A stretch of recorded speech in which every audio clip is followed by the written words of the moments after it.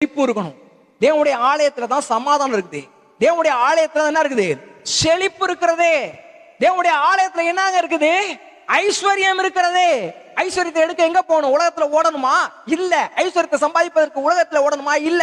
கர்த்தரிடத்துல நாடணும், உலகத்துல வேலை செய்யணும்.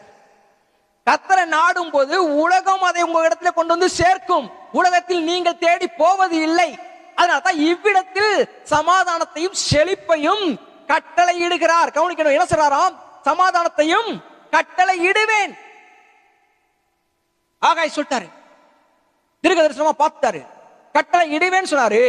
இன்னைக்கு கட்டளை இட்டு இருக்கிறாரு. ஏன்னா அவர் வந்துட்டாரு.